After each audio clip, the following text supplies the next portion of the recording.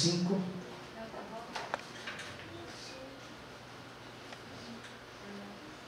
Mateus capítulo 5. Deixa eu usar esse aqui hoje que eu vou precisar de mais espaço.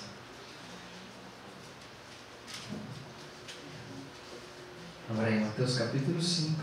E encontre o versículo 21, por gentileza. Mateus capítulo 5, o versículo 21. E também, já vai fazendo um paralelo aí, encontre aí na sua Bíblia, Hebreus capítulo 12. Eu quero ser um pouco diferente hoje na pregação, eu quero ser mais pausado, tá? Mais tranquilo, para que a gente possa, eu quero ensinar algo para você na verdade. Eu não quero só pregar uma mensagem para você, eu quero te dar um princípio precioso para os seus relacionamentos, ok? Então abra aí Mateus capítulo 5, a partir do versículo 21. Nós vamos ler do 21 ao 26. Nós vamos ler do versículo 21 ao 26. E abra aí também a sua Bíblia na carta aos Hebreus, no capítulo 12. Nós vamos ler do versículo 14 ao versículo 15. Ok? Então assim que nós terminarmos o texto de Mateus, nós vamos automaticamente para o texto de Hebreus. Ok? Então as escrituras sagradas dizem assim. Todos se encontraram?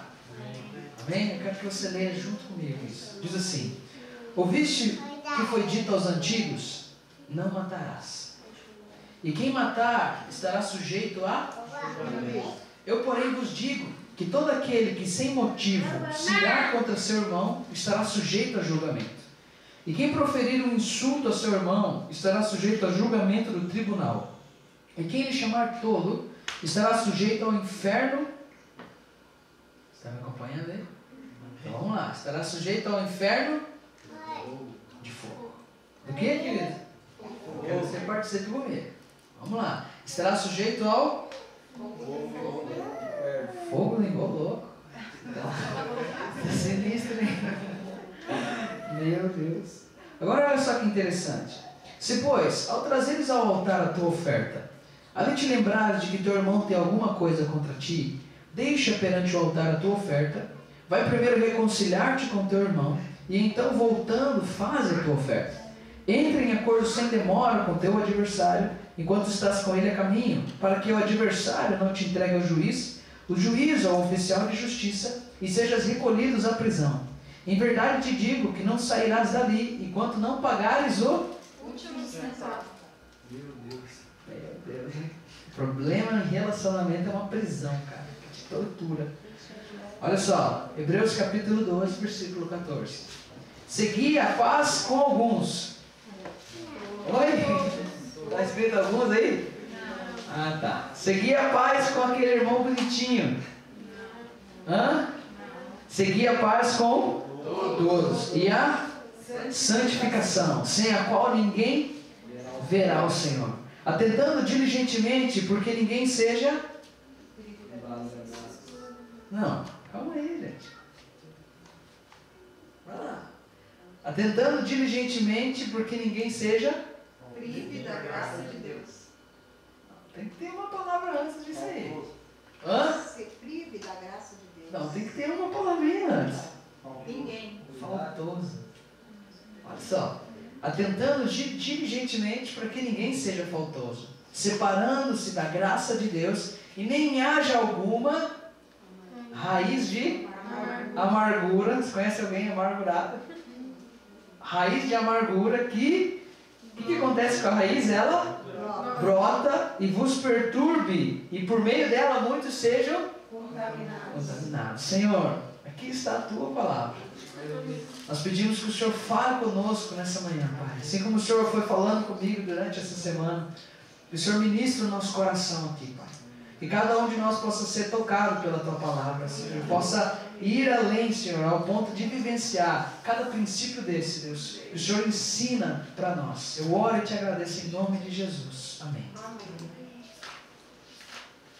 Querido, depois de terminar tudo aquilo que nós começamos a ensinar um pouco a respeito de graça, essa semana orando e buscando a Deus e reconhecendo algumas realidades práticas nossas, no nosso dia a dia, na nossa vida em comunidade, eu comecei a perceber que o lugar mais propício para se aplicar a realidade da graça é dentro dos nossos relacionamentos. Não há como viver em comunidade sem se relacionar, e não há como se relacionar sem se relacionar. Todo relacionamento tem que ter que relar, tem que, né? Que nem diz aí, tem que relar em alguém, mano. É relacionamento. Ou seja, chega uma hora em que o irmão se transforma em uma lixa em você, e glória a Deus que você também se transforma em uma lixa na vida dele. Então, automaticamente, a partir do momento que há relacionamento, há problemas. Porque nós fomos chamados para nos relacionar com pessoas de diferentes tipos, formas, maneiras, cabeças, formas de enxergar o mundo e assim por diante. Então, a partir do momento que nós começamos a nos relacionar uns com os outros, nós estamos, de certa forma, destinados, eu posso dizer assim, fadados a encontrar problemas nos nossos relacionamentos. E olhando para essa realidade, e olhando para as Escrituras, eu pude perceber que Jesus, ele foi muito enfático. E as Escrituras são muito enfáticas quando elas vão começar a falar para nós a respeito de relacionamentos. A primeira coisa que Jesus diz, quando ele quer trazer uma nova interpretação da realidade da lei, ou para nós que somos cristãos, o verdadeiro sentido dela, ele levanta a questão, né, do decálogo, e ele levanta para nós a realidade de um mandamento. Ele diz assim para nós: ouvistes o que foi dito aos antigos? Isso está lá em Êxodo 20, quando Deus, né, através de Moisés, revela para o seu povo os 10 mandamentos. Um dos 10 mandamentos era bem enfático, e ele dizia: não matarás. Aí Jesus disse: quem matar estará sujeito a julgamento. Isso é o que vocês ouviram de quem? Dos antigos. E é interessante que o versículo 22 começa trazendo um novo padrão, começa trazendo um novo parâmetro. Não é o que vocês ouviram, agora é o que eu, porém, vos digo. Ou seja, já não é mais a realidade do passado que foi ouvida. Agora é uma realidade que está sendo trazida por mim. Ela está totalmente fundamentada naquilo que foi dito pela lei e pelos profetas, porque Jesus não veio para abolir a lei. Você vê isso no versículo 17 de Mateus 15. Mas ele veio para cumprir. E a palavra cumprir ali no grego, ela traz algo interessante para nós, porque não significa que Jesus simplesmente e somente viveu a lei no nosso lugar, para que ele pudesse cumprir essa lei, que nós não poderíamos cumprir. A questão é ali que Jesus está dizendo que ele veio trazer o verdadeiro sentido, o verdadeiro significado. Eu vim trazer para vocês a realidade da lei e aonde essa lei deve ser aplicada. E então ele começa a tirar o âmbito das ações, e ele começa a colocar nos âmbitos das intenções. Jesus arranca do dia a dia, ou seja, para você assassinar alguém, literalmente você tinha que ir lá, dar um tiro, uma facada, uma pedrada e matar aquela pessoa. Hoje, se você tem problema com alguém e você chega ao ponto de não solucionar os problemas que você tem, a Bíblia já coloca você na condição de um assassino. Antes, você tinha que pular a cerca da sua casa, se relacionar sexualmente com uma mulher fora da aliança do seu casamento, e então você tinha cometido um adultério. Hoje, o simples fato de eu olhar para uma mulher com intenção impura já faz com que eu seja um adúltero de coração. Querido, nessa manhã eu quero falar um pouco a respeito dos assassinos de coração. Eu quero perguntar para você nessa manhã: você já matou alguém? Já matou alguém, meu querido? Porque o mandamento diz: não matarás. Você já matou alguém? Já matou alguém? Responde para mim, querido. Não. De acordo? Não, vamos pensar primeiro aqui nos 10 mandamentos. Você já matou alguém? Já. Não, vamos pensar nos 10 mandamentos. Você já matou alguém? Você já transgrediu essa lei? Não matarás? Você já matou alguém? Hã? Querido, eu acredito que aqui ninguém nunca matou ninguém, não é verdade? Literalmente ou fisicamente. Porque isso é uma questão muito complicada. Isso é um assunto muito sério. E de certa forma não dá nem para brincar com isso. Mas quando Jesus está transferindo para nós o seu ensino, ele está elevando o nível daquilo que significa não matarás. Ele está trazendo esse não matarás para uma realidade, cara, que é extremamente complicado para nós. Ele está trazendo esse não matarás para o âmbito dos nossos relacionamentos. E é interessante que o versículo 22, que diz, né, eu porém vos digo, vai trazer, né, a realidade, né, de 3 fases que precisam ser reconhecidas dentro dos nossos relacionamentos. A primeira fase, quando Jesus disse assim, eu porém vos digo, todo aquele que sem motivo se irá contra seu irmão estará sujeito ao julgamento. Essa é a primeira parte. Essa primeira parte ela está se referindo a uma realidade secreta. Fazendo um paralelo com Hebreus, a raiz de amargura começou a ser cultivada no seu coração. Você consegue enxergar uma raiz na maioria dos casos? Eu já vi uma raiz por fora. Na maioria dos casos, você consegue enxergar uma raiz? Consegue? Não, por quê? Ela está onde? Debaixo da terra, ela está num lugar secreto. O primeiro nível da ofensa se manifesta nesse lugar secreto. O segundo nível, Jesus disse que se alguém proferir um insulto ao seu irmão, estará sujeito a julgamento do tribunal. Ou seja, já não é mais uma realidade secreta, se transforma em uma dimensão pública. Por quê? Porque aquilo que estava escondido no coração começou a se manifestar para fora. Já não é mais uma ira, eu não gosto daquele cara. Já é um insulto. Entendeu, né? Você entendeu? Amém. E o terceiro nível, cara, nos leva a uma situação ainda pior. Porque o secreto está escondido, ninguém sabe. O que se manifesta ainda a alguns, né, ela está brotando, ela está contaminando. Mas o terceiro nível nos leva a um lugar extremamente complicado.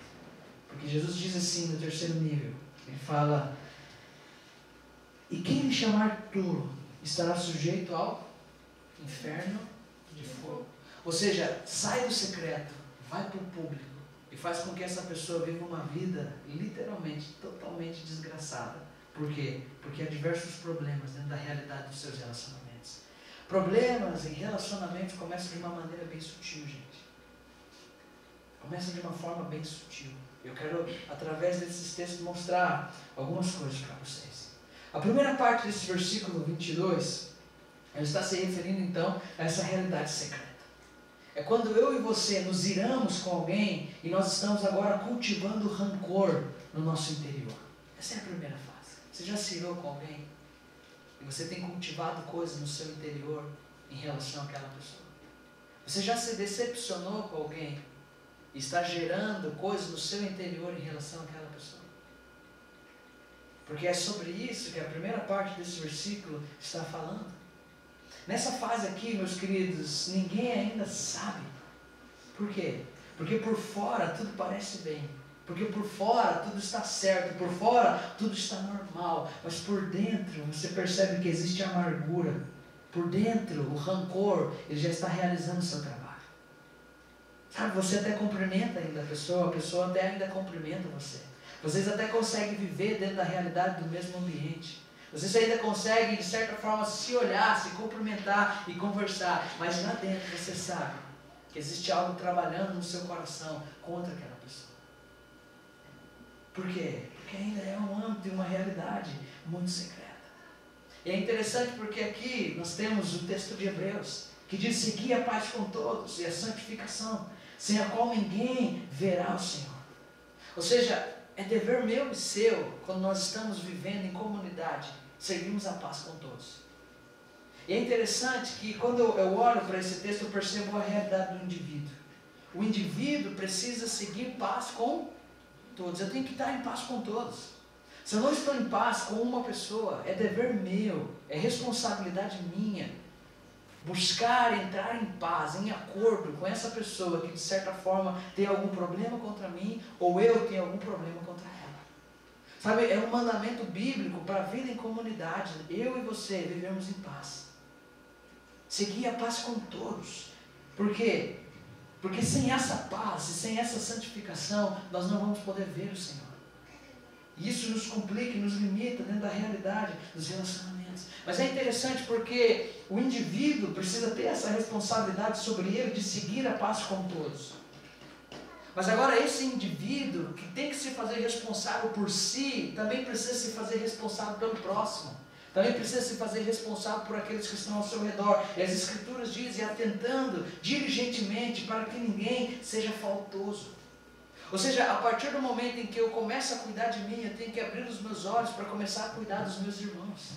E eu tenho que fazer isso com muito esforço. Eu tenho que fazer isso com muita intensidade. Eu tenho que fazer isso com muita propriedade. Por quê? Porque isso tem que ser diligentemente feito por mim. Ou seja, se lembra daquela mulher que perde suas dracmas? Ela procura com diligência. Ela acende a luz, ela varre a casa. E ela procura aquilo até encontrar. Por quê? Porque ela é uma mulher diligente. Sabe, eu e você precisamos ser diligentes na realidade dos relacionamentos com o nosso próximo. Por quê? Porque no nosso meio ninguém pode ser faltoso. Talvez para nós entendermos esse versículo, muitas vezes nós usamos a seguinte expressão, né? Para que ninguém no nosso meio cometa alguma falta, como num jogo de futebol. Você está jogando a sua bola, você está ali tranquilo dentro dessa realidade, de repente você acaba quebrando alguém, né? Você acaba cometendo uma falta. E, poxa, isso não pode acontecer. Você não pode cometer faltas, ninguém pode ser faltoso, ou seja, ninguém pode cometer pecados, ninguém pode dar mancada, ninguém pode ser mancoso no nosso meio.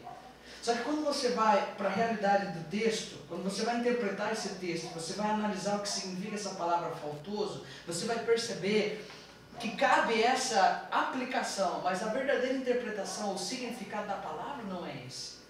A palavra faltoso aqui, ela traz uma ideia para nós de alguém que está atrasado. A palavra faltoso traz a ideia de alguém que não está acompanhando a realidade do grupo. A palavra faltoso aqui traz a ideia de alguém que faz parte de uma comunidade, mas ele sempre está atrasado em relação aos outros. Sempre ele está chegando depois em relação aos outros. Ou seja, a comunidade está vivenciando uma realidade, mas ele se nega a vivenciar essa realidade junto com a comunidade. Por quê? Porque ele acha que sozinho ele vai conseguir alcançar alguma coisa. Mas a única coisa que esse irmão está alcançando é o fato de que ele está começando a se privar da realidade da graça de Deus. Porque há a graça de Deus quando nós estamos reunidos em unidade. A graça de Deus quando nós vivemos em comunidade. Deus não nos chamou para andarmos sozinhos. Deus nos chamou para andarmos na realidade da comunidade. Agora, seja essa realidade institucionalizada ou seja uma realidade... Até o Senhor estourou um foguete por essa, viu? Queridos, não interessa como, se vai ser num lugar bonito, se vai ser embaixo de um coqueiro, nós precisamos viver em comunidade. Nós precisamos viver essa realidade em comunidade. E sabe o que é mais interessante? É que eu tenho que olhar para o Samuel e tenho que perceber algo. Tem que perceber se o Samuel, em relação ao grupo, está nos acompanhando. Porque ele não pode ser um irmão faltoso. Eu tenho que olhar para o Carlos César e perceber se o Carlos César está nos acompanhando como grupo. Porque o Carlos César não pode ser um irmão faltoso. E isso é responsabilidade de quem? Isso é responsabilidade nossa. Isso não é nem responsabilidade de um líder, de um pastor, de um apóstolo, seja lá do que for. Isso é responsabilidade minha, como irmão daquele ser, como irmão daquele filho de Deus. Eu quero que ele chegue ao mesmo lugar que eu estou chegando. Eu quero que ele viva as mesmas coisas que eu estou vivendo. Eu quero que ele participe das mesmas realidades que eu estou participando. Agora, por isso que é interessante que o escritor de Hebreus diz que a primeira coisa é a paz. Para que eu possa chamar o meu irmão para estar no mesmo lugar que eu estou, eu preciso viver em paz com ele. Eu preciso viver e ter um relacionamento saudável com ele.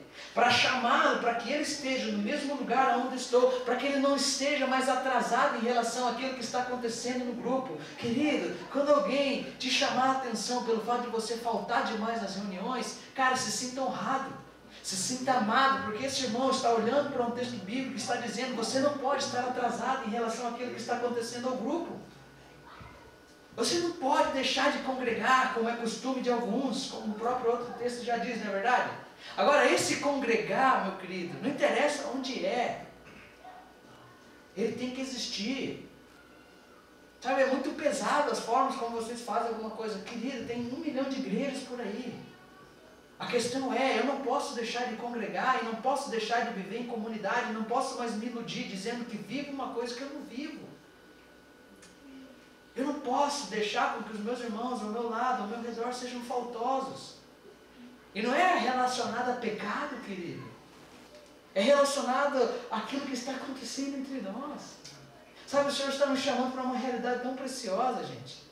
O Senhor está nos colocando dentro de uma perspectiva de discipulado. O Senhor está nos dando grupos pequenos. O Senhor está nos levando a um nível diferente de oração, de adoração. Mas, poxa, parece que há uma resistência em relação a tudo aquilo que está acontecendo.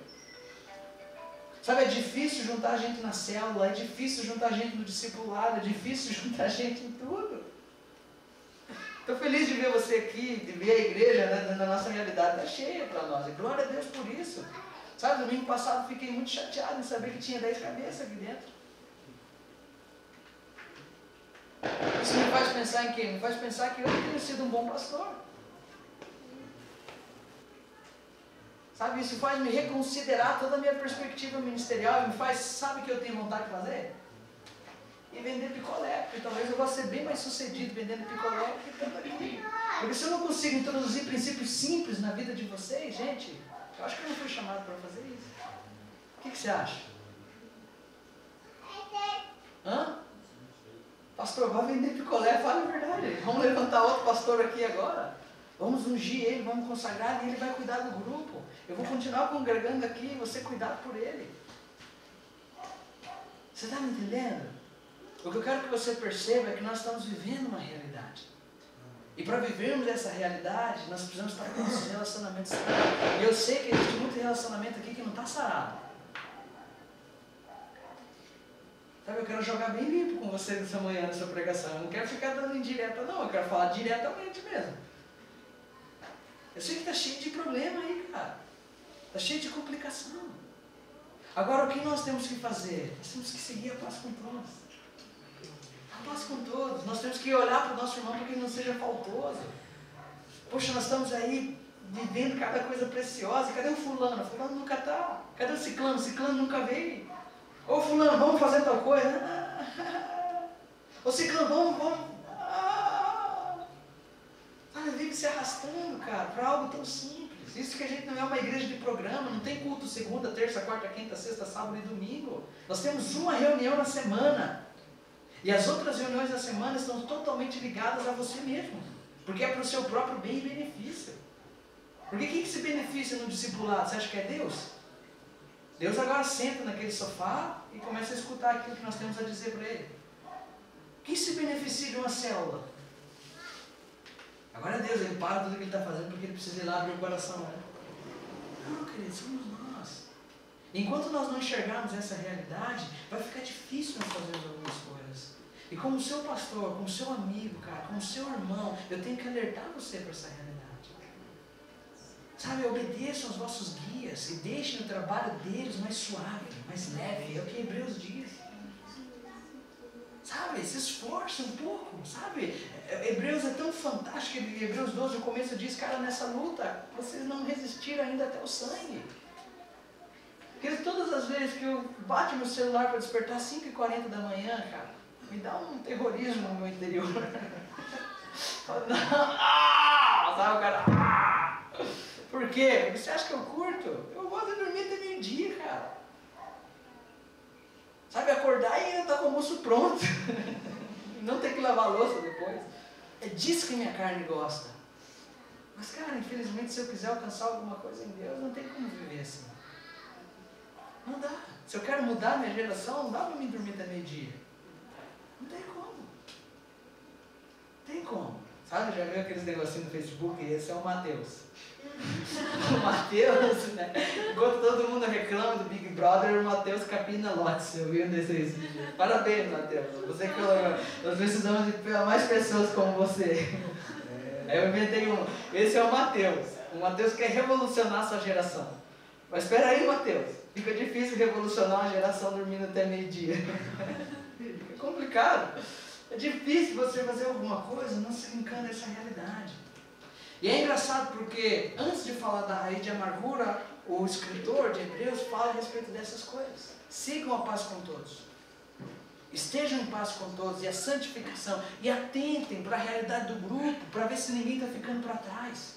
Sabe, todos nós temos que chegar juntos a um lugar. Meu querido, se eu fosse chegar sozinho, para mim era muito mais fácil. Se você fosse sozinho, para você era muito mais fácil.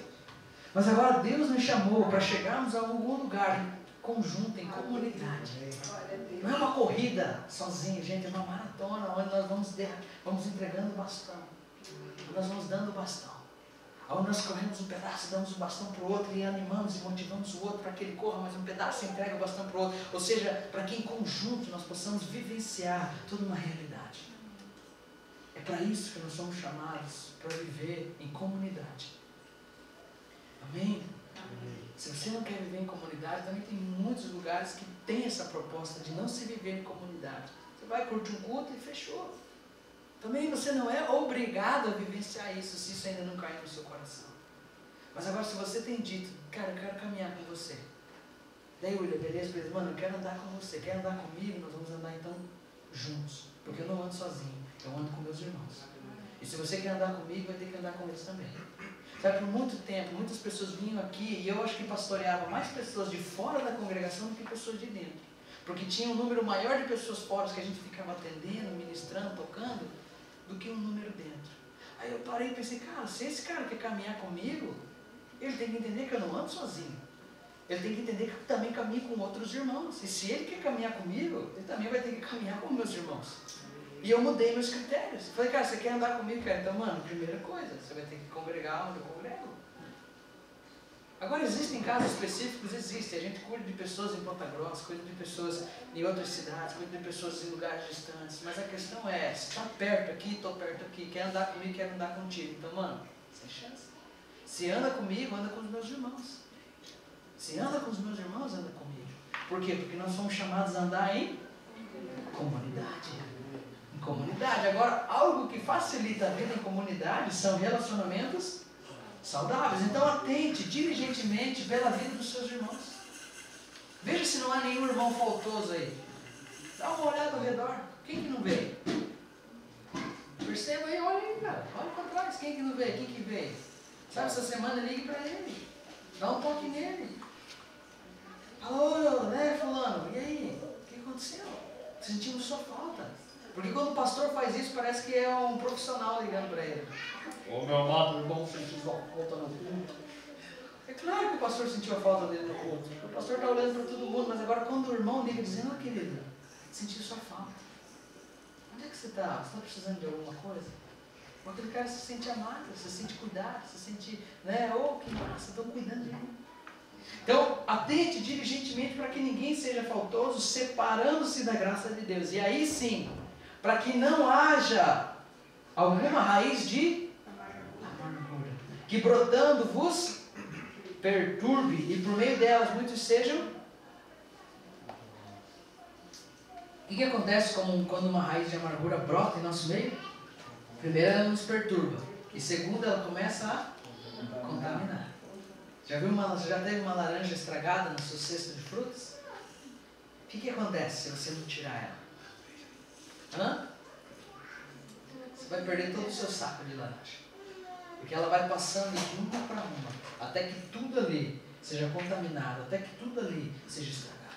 Agora é interessante quando nós falamos sobre essas coisas, o seguinte: quando nós somos ofendidos ou ofendemos, nós não resolvemos na prática, no ato, né? Ou não, de certa forma não estamos propensos para a resolução desse problema, nós estamos então contribuindo para a formação de uma raiz de amargura.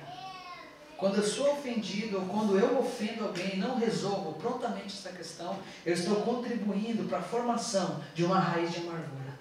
Se aquele cara que foi ofendido não libera o perdão e não entende o papel dele como terapeuta na vida daquele que o ofendeu, a única coisa que está sendo produzida aí é um ambiente propício para que essa ferida mágoa, para que essa mágoa ferida possa então se transformar em uma raiz de amargura.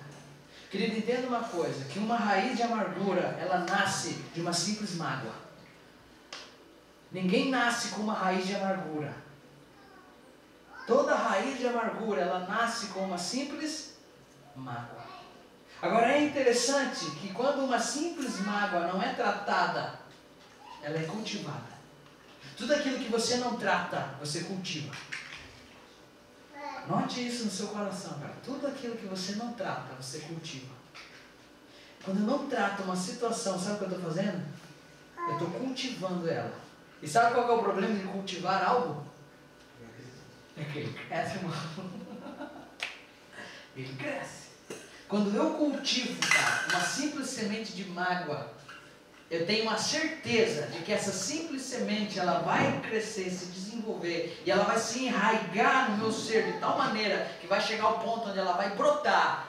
E além de brotar, muitas pessoas vão comer desse fruto amargo, e muitas pessoas serão contaminadas. Queridos, Uma simples mágoa que não é tratada, mas que é cultivada, ela acaba tomando proporções cada vez maiores, ao ponto de entrar, de se enraizar no ser dessas pessoas, brotando e gerando esses frutos amargos. Tudo aquilo que você não trata, você cultiva. Coloque isso no seu coração. Tudo aquilo que você não trata, você cultiva. Se te ofenderam, ou se você ofendeu alguém e você não tratou, cara, você cultiva aquilo no seu coração. Ai, que pilantra, cara. O tipo ainda quer pagar de crentinha aí pregando na frente, não é? Não é essas vozes que aparecem no coração?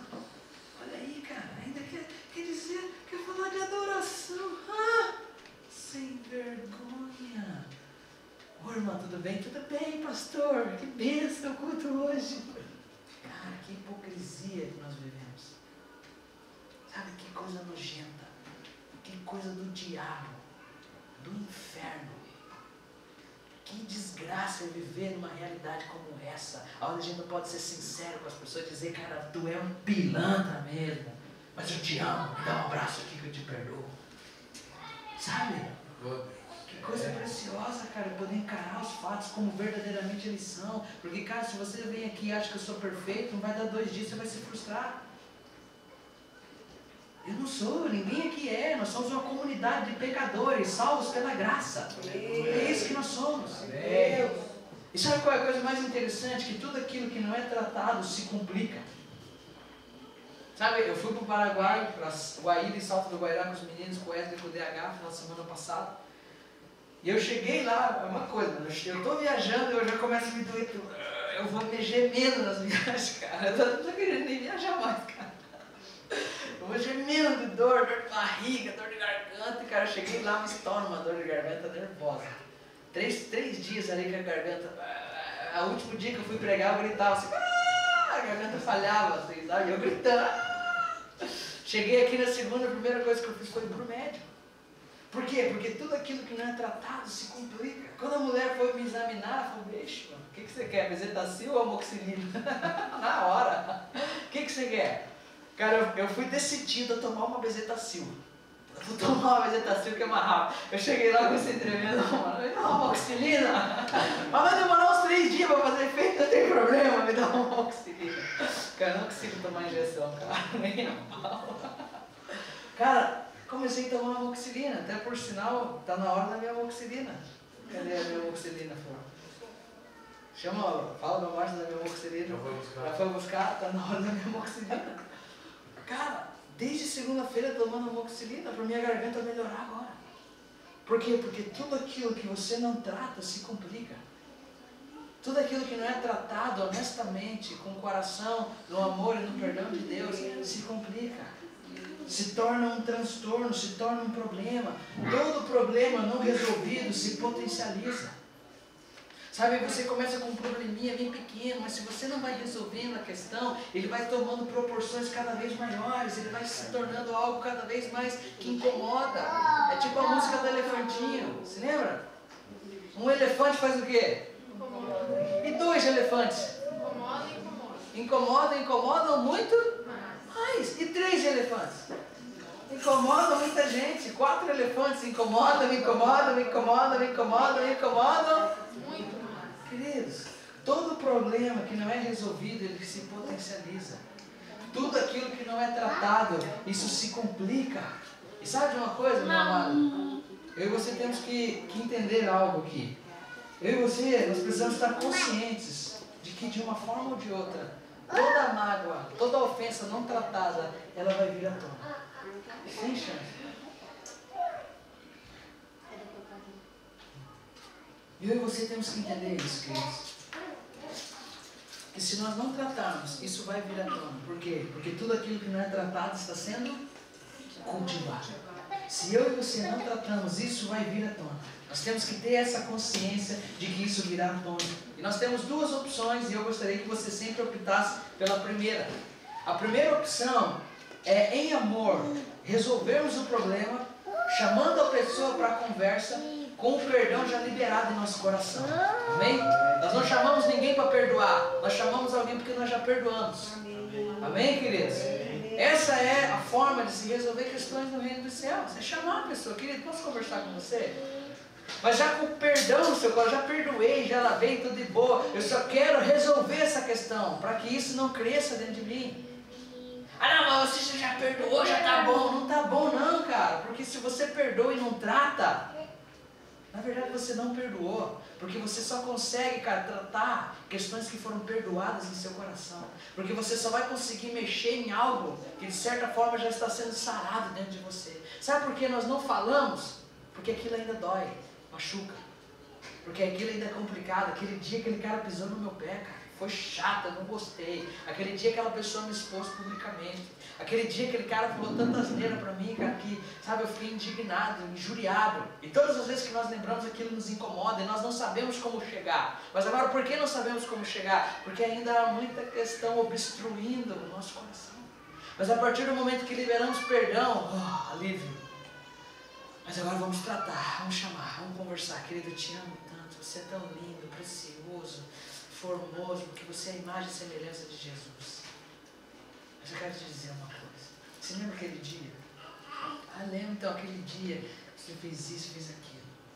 E eu não gostei. Foi muito chato para mim. E a pessoa vai ficar constrangida, puxa, me desculpe, me perdoe. E você te perdoa, mas lá dentro você já perdoou. E pelo fato de ter perdoado é que você consegue resolver a questão. Nós não resolvemos nossos conflitos porque nós queremos cultivar dentro de nós a realidade da mágoa. Porque quando nós, cara, estamos livres, não há mágoa em nós. Não há nada que nos impeça de resolvermos a questão e a situação com nossos irmãos. Essa é a primeira coisa. Agora a segunda é nós cultivarmos essa mágoa. Até que essa mágoa se transforme em uma raiz de amargura. E essa raiz de amargura brote, nos perturbe e comece então a contaminar cada um de nós. Sabe qual é a forma bíblica de resolver uma situação? Abra comigo Mateus 18 aí. Mateus 18, 15. Abra comigo aí. Mateus capítulo 18, versículo 15. Essa é a forma de nós resolvermos uma questão.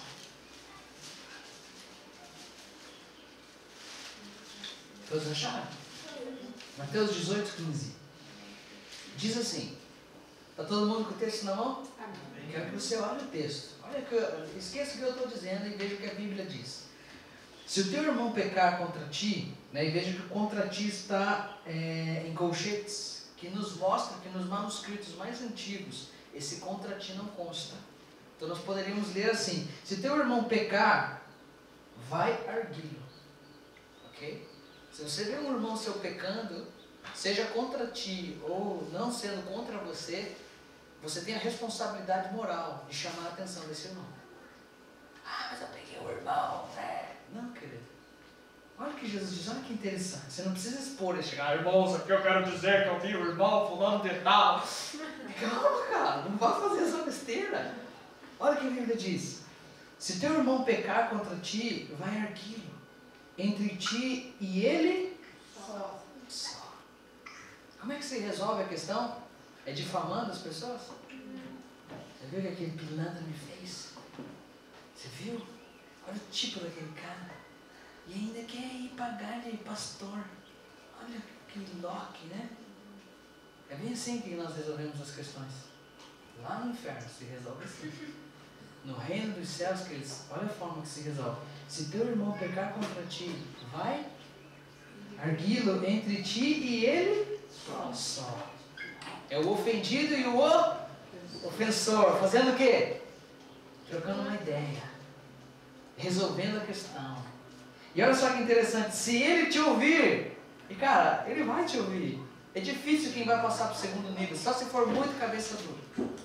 Só se for muito rebelde mesmo, cara. Se ele te ouvir, ganhaste a teu irmão. Se porém não te ouvir, toma ainda contigo uma ou duas pessoas. Aqui você vai envolver outras pessoas. Uma ou duas pessoas, para que pelo depoimento de 2 ou 3 testemunhas, toda a palavra se estabeleça ou se confirme. Ou seja, você não vai chamar, não vai envolver pessoas na questão para fazer fofoca. Você vai envolver pessoas na questão para resolver o problema. Às vezes você fala, cara, eu estou com um problema, já conversei com o irmão, mas nós não estamos conseguindo resolver. Será que você pode nos dar uma ajuda? E aí entra o irmão como testemunho. Puxa, o que está acontecendo? Não, está acontecendo isso, aquilo. Pois é, querido, mas ele é o mediador. Ele está ali para fazer o papel do reconciliador entre as duas partes que não estão conseguindo entrar num consenso. Agora, se foi acionado esse reconciliador, esse mediador, e as partes ainda não entram em consenso, se ele não os atender, aí sim, você vai comunicar à igreja. Você vai falar, irmãos, tome cuidado com o fulano de tal, porque o fulano de tal é fofoqueiro. Toma cuidado com ele. Sempre quando ele vir falar uma historinha, uma ideia no seu ouvido, toma cuidado, porque ele é fofoqueiro mesmo. Nós já repreendemos ele, já chamamos pessoas, já tratamos ele já há uns 2 anos e ele se nega a se arrepender dessa prática. Por isso agora, como igreja, nós estamos dizendo que o irmão fulano é um fofoqueiro. Você está entendendo os processos? Oi? É melhor resolver pelo primeiro, não é? Agora quem quer encarar esses outros processos aqui? Ninguém quer, por isso que todo mundo se resolve no primeiro. É numa conversa assim, bom, me perdoa, te perdoo, ou foi mal, ou desculpe, dá um abraço aqui. Não tive a intenção de fazer isso com você, cara. Não tive mesmo, cara, me perdoa. Sabe, puxa, no céu eu tava com a cabeça, cara. Pensar assim, eu dizer isso, cara, eu amo tanto você, desculpa, foi mal, me dá um abraço, te amo, vamos caminhar, vamos estar juntos. Vamos fazer as coisas que a gente foi chamado para fazer. E é interessante que se ele não nos atender, diz-o à igreja. E se recusar a ouvir também a igreja, aí chega um ponto, cara, que nós temos que considerá-lo como gentil e publicano. E aí Jesus vai falar daquilo que é ligado nos céus e desligado na terra, falando a respeito de perdão, né? O contexto disso é perdão. Agora perceba, gente, nós temos que, de certa forma, chamar os nossos irmãos para conversas, com perdão já liberado no nosso coração, para que aquela solução possa ser resolvida, para que nós paremos de cultivar a mágoa e comecemos a tratar literalmente a questão. E mágoa é tipo infecção na garganta, é 4, 5 dias para a amoxicilina fazer efeito, não é assim de uma hora para outra. Sabe, é o perdão, é a conversa, aquilo foi tratado, foi resolvido e a gente ficou de boa. Agora vamos iniciar uma nova jornada, vamos iniciar um novo tempo, vamos iniciar um novo caminho. E depois de entendermos essa primeira parte que é secreta, onde há cultivo de mágoa, né, nós vamos para a segunda parte. E a segunda parte do versículo de Mateus diz, e quem proferir um insulto ao seu irmão estará sujeito a julgamento do tribunal. Agora, quando nós não tratamos a questão, ela já sai do nível secreto e se torna pública. Ou seja, o nível da ofensa está aumentando.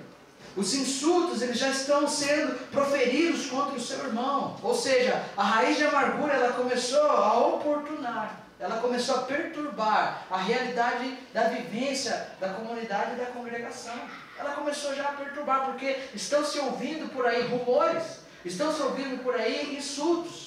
Pessoas que estão já insultando umas às outras. Significa que algo aconteceu, não foi tratado e isso agora começou a aparecer e começou a perturbar a dinâmica e a vivência da congregação.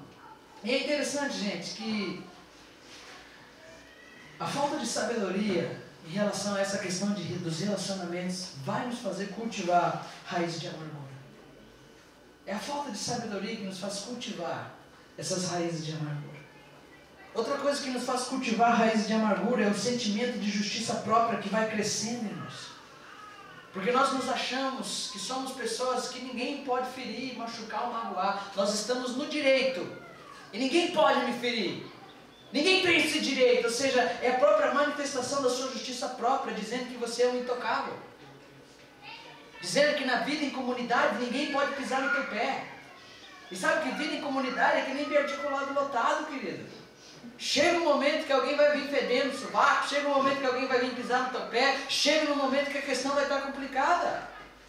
E você vai fazer o quê? Você vai se sentir no direito, querido? Se você se sente no direito, o que os caras te dizem dentro do ônibus quando você começa a reclamar? Não está gostando? Vai de táxi. Não é assim? Mano, quantas vezes você já não ouviu isso, cara? Você não gosta? Vai de táxi, velho. Ô, isso aqui é transporte coletivo, mano. Isso aqui é bagulho pra macho. Querido, a falta de sabedoria, a justiça própria que vai crescendo em nós, ou até mesmo algumas formas de mascararmos alguns dos nossos erros. Percebe isso aqui, Cici? Isso é muito interessante. Muito legal isso aqui, Samuel. Muitas pessoas, elas encontram birra nas outras, porque na verdade elas querem mascarar alguma prática que ela não tem. Elas falam mais ou menos assim, cara, sabe de uma coisa? Esse negócio de limpar a igreja, cara, o pastor não está lá o dia inteiro? Ele não faz nada mesmo. Por que ele não limpa a igreja? Por que tem que ter uma escala ali que o pastor tem que limpar a igreja? Sabe não é o trabalho dele? Ele fica lá o dia inteiro, ele não faz nada. Ainda pega o dízimo da galera. Não, ainda não vai nem limpar o salão de reunião. Pô. Mas na verdade sabe o que é? Essa pessoa não quer servir. Ela não quer servir. Ela não tem um coração disposto ao serviço. E sabe o que ela tem que encontrar? Ela tem que encontrar uma desculpa. Ela tem que camuflar os seus erros, encontrando algo em alguém. Ela tem que dizer, não, mano. Não, isso aí é trabalho do pastor. Não, aqui, cara, você é louco. Irmão, nós estamos aqui, queremos fazer um mutirão, nós temos que limpar a igreja. Será que alguém poderia fazer? Daí o marido levanta a mão que quer. Aí a mulher cutuca ele e fala, não. Lá em casa você não faz? Lá em casa você não faz? Como é que você vai fazer na igreja, infeliz? Esse reclamo, né? Que tem um bichinho ali, tem uma teia de aranha, tem um cabelo. Você está me entendendo, meu querido? Aonde eu quero chegar? Que essas questões são questões práticas da nossa vida diária. Acontece toda hora, todo momento. E a gente precisa aprender a lidar com essas situações. Sabe, muitas pessoas querem mascarar os seus erros, nos comparando com os outros. E sabe o que isso faz? Isso faz cultivar uma raiz de amargura. Sabe, cara, que pilantra age isso, pra que isso? O cara podia estar aqui comigo, tem que estar lá fazendo tal coisa. Sabe, começa a cultivar aquilo. Cultivar aquilo. Daí de repente aquilo brota. Aí começa a incomodar todo mundo. Por quê? Porque daí ela chega na outra irmã e fala, irmã, por que você vai aqui para a igreja? Não, irmã, eu vou porque eu sou uma serva do Senhor. Que serva do Senhor? Serva do Senhor é o pastor. Você já não tem tua casa para limpar, teu trabalho para fazer? Ainda você vai fazer isso aí ainda? Para com essa história, irmã. Larga a mão de ser besta. Nós somos crentes, mas nós somos bobo. Não é assim que a gente fala? Que, mas nós somos crentes, mas nós somos bobo. Se marcar, eu tô voadora. Não é assim que a gente trata as questões? Sabe, isso só demonstra a nossa imaturidade. Só demonstra quão longe nós estamos do reino dos céus.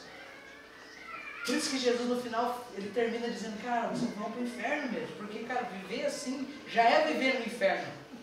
O próximo passo só é go home, é ir para casa. Só isso. Porque você já vive numa vida de tormento, já faz até papel de demônio. Que é perturbar, incomodar, acusar. Já está tudo pronto. E sabe qual é a coisa mais interessante, querido? É que vale tudo quando me ofendem, não é verdade?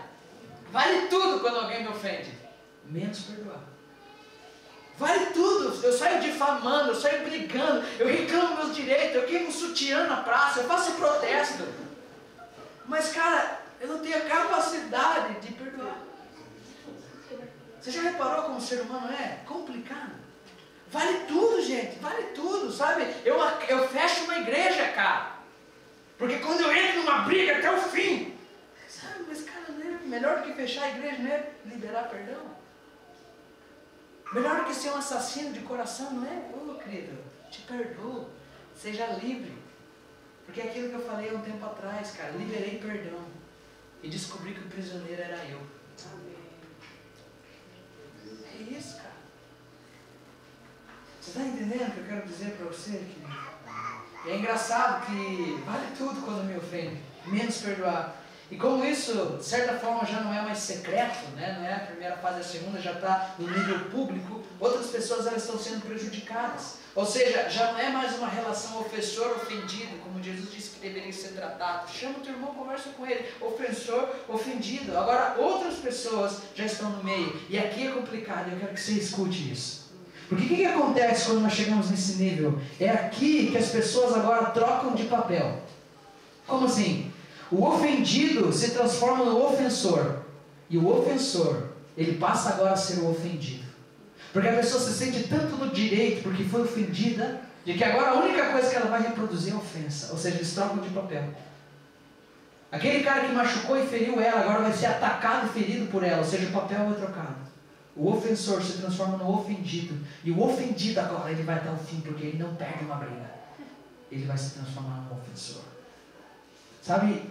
E às vezes isso acontece por coisas mínimas. Por não tratarmos essa mágoa que se transforma nessa amargura, de certa forma nós começamos a não suportar as pessoas. Sabe? Nós começamos a não suportar as pessoas porque nós não tratamos essa mágoa que se transformou numa raiz de amargura. E nós chegamos ao ponto de não gostar dos nossos irmãos. E é aqui que se complica tudo. Por quê? Porque é nesse ponto que nós nos transformamos em assassinos.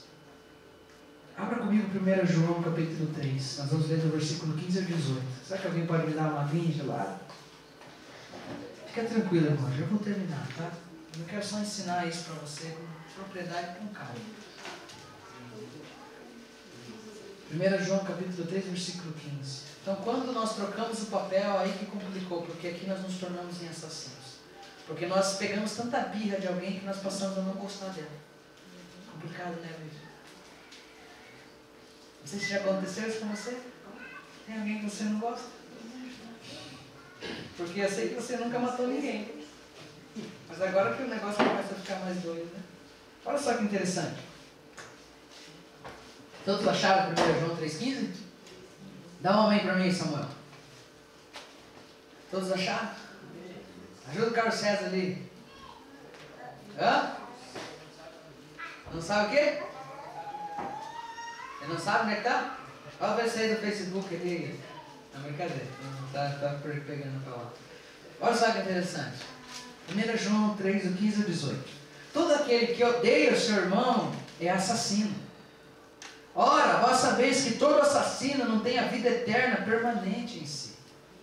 Sabe, isso é muito pesado. Alguém aqui odeia alguém? Não, nunca odiei ninguém.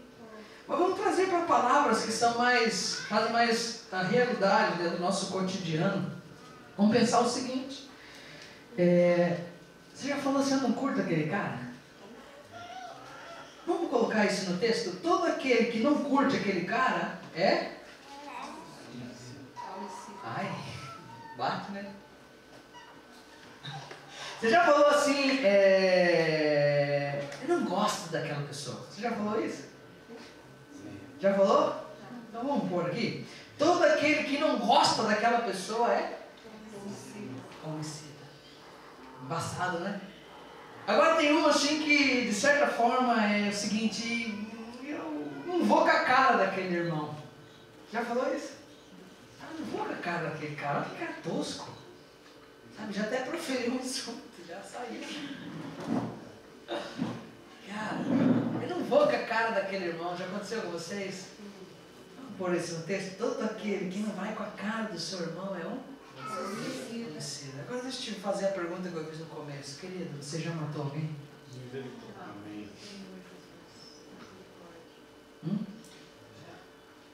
Quantas pessoas você já matou na tua caminhada? Você é um serial killer. É boa. Você já não é um assassino, você é um serial killer. Queridos, você está entendendo o que eu estou dizendo? Está entendendo, Carlinhos? Quer? Você está me entendendo? Não olhe para o teu lado agora. Tem um assassino aí. Não olhe. Ele é perigoso. Ele pode matar você também.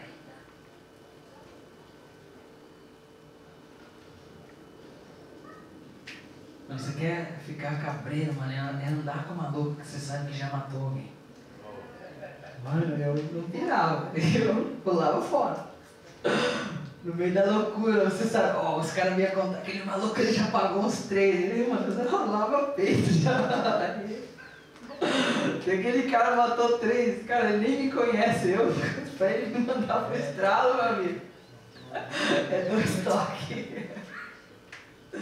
Meu querido, todo aquele que odeia o seu irmão é assassino. Ora, vós sabeis que todo assassino não tem a vida em si. Se lembra, Jesus falou o quê? Que você vai para o inferno. O que João está falando? Que você não tem a vida permanente em si. Queridos, a raiz foi tão bem cultivada que agora o ofendido se acaba se transformando em um assassino. Por quê? Porque ele não soube como resolver a situação. Faltou maturidade para esse cara enfrentar a vida e viver a Bíblia. Isso que faltou para ele. Agora olha só que interessante. 1 João capítulo 4, versículo 20.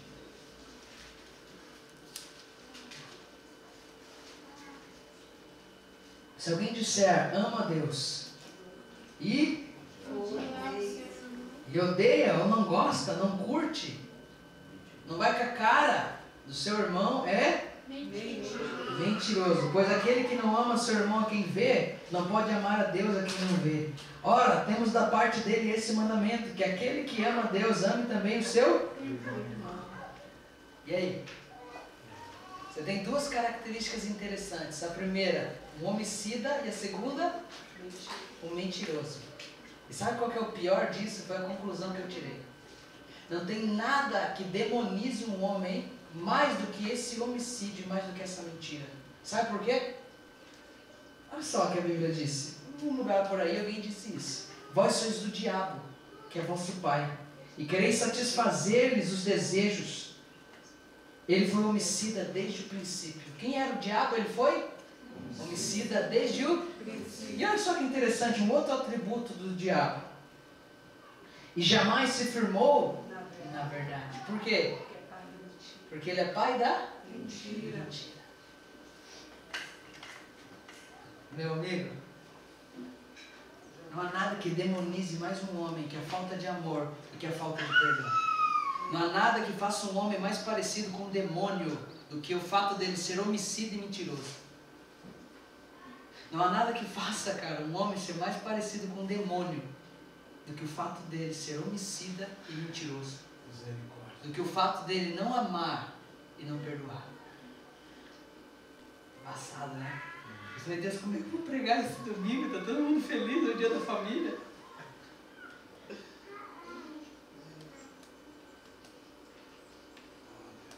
Cara, eu fiquei tão impactado essa semana quando o Senhor começou a ministrar isso no meu coração. Eu falei, Deus, me perdoe por muitas vezes ser um demônio. Me perdoe, Deus. Porque se pelo menos eu fosse homem, eu tinha agido de uma forma diferente. Me perdoe, Deus. Eu não estou falando que o cara fica endemoniado, eu estou falando que ele vira um próprio demônio. Por quê? Porque ele decidiu não perdoar. Ele decidiu não amar. Ele se transformou num homicida. Ele se transformou num mentiroso. E aqui, queridos, é que entra o terceiro ponto. E quem chamar tolo está sujeito ao inferno de fogo. E quando nós entramos nesse nível, a vida se torna complicada, porque não há nada mais que demonize um homem do que a mentira e o homicídio, do que a falta de perdão e a falta do amor. Quando eu e você caminhamos em questões mal resolvidas, a consequência lógica disso é o seguinte: nós estamos destinados, sujeitos ao inferno de fogo. Agora, não se referindo a algo futuro, porque há muitas implicações práticas no presente momento. Mas não é apenas o perigo de ir para o inferno, mas a realidade é que nós começamos a viver um inferno aqui mesmo.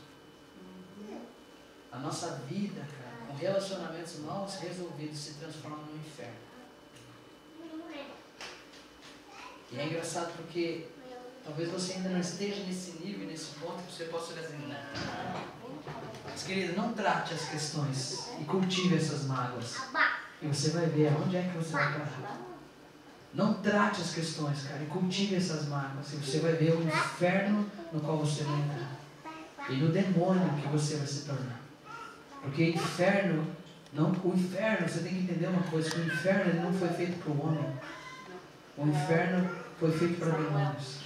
E todo homem que é lançado ao inferno é porque se demonizou a tal ponto que o único lugar que pode recebê-lo é o próprio inferno. Você está me entendendo, cara? Deus não criou o inferno para os homens. O inferno foi criado para Satanás e os seus demônios. E se o homem vai para lá, é porque ele se demonizou a tal ponto, cara, que o único lugar que pode recebê-lo é o inferno.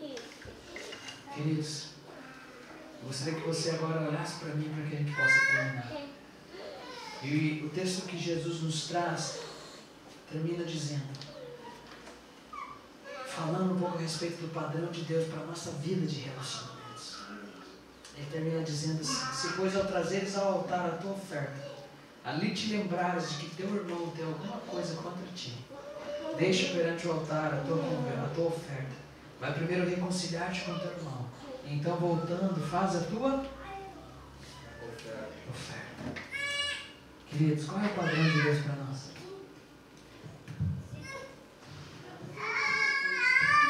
Sabe qual é o padrão de Deus para nós? Nós estamos entrando num nível onde Deus não vai mais receber nada de nós que não seja manifesto no próximo.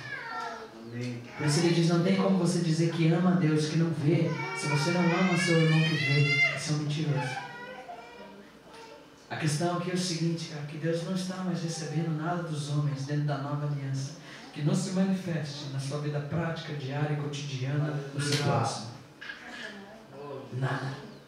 Por isso que se você, de certa forma, cara, tem coisas que você precisa resolver comigo, velho, resolva rápido. Resolva rápido. Resolva rápido. Para que você possa começar a oferecer algo puro, genuíno com Deus. Se você tem algo que você precisa resolver com o teu irmão, resolva rápido. Porque faz tempo que Deus não tem recebido nada de você. Faz tempo que Deus está distante de você. Por mais que você sinta calafrio, arrepio.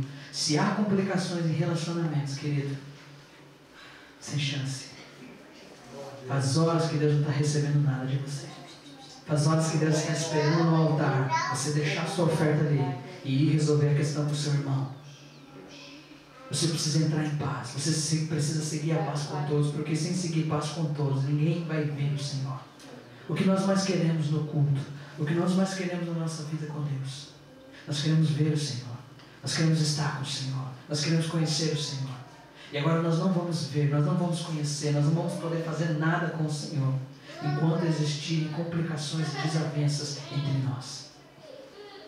Até mesmo para sair de uma igreja, para sair do lugar, se o Senhor tem colocado no seu coração que o teu lugar não é aqui, que você precisa congregar em outro lugar, até para sair, sai com honra, sai com dignidade, resolva todas as pendências, resolva todas as situações, resolva todas as complicações, não deixe nada engasgado, enrolado aqui.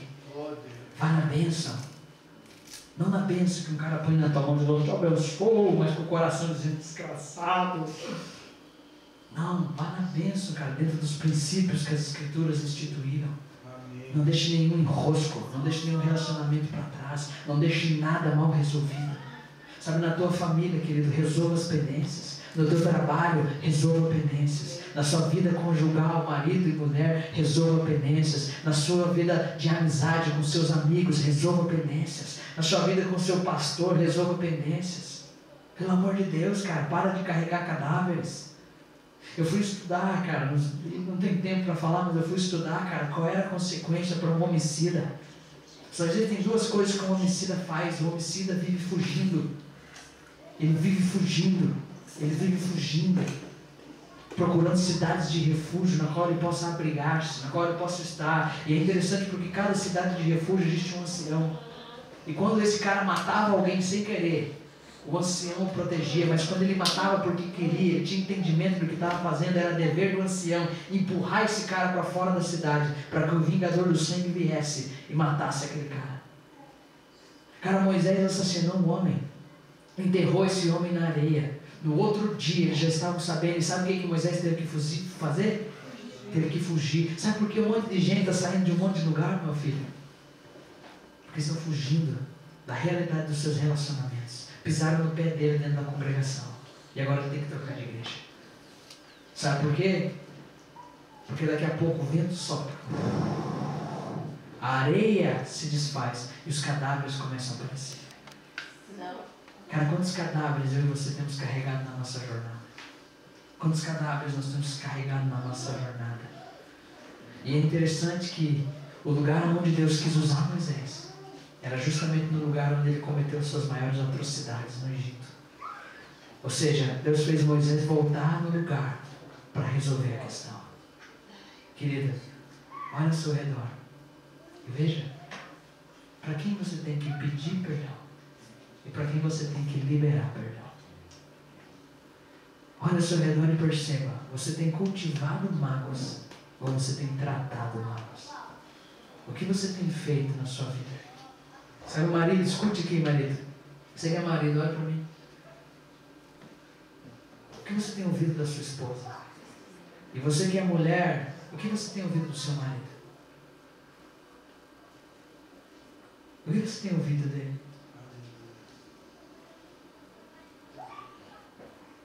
Hein, querido? Sabe, é tempo de limpeza. Limpeza. Se tem uma palavra que vem ao meu coração, é limpeza. Porque Deus não vai fazer nada com a gente sem antes nós nos alinharmos uns com os outros. Eu gostaria que você ficasse em pé, por gentileza.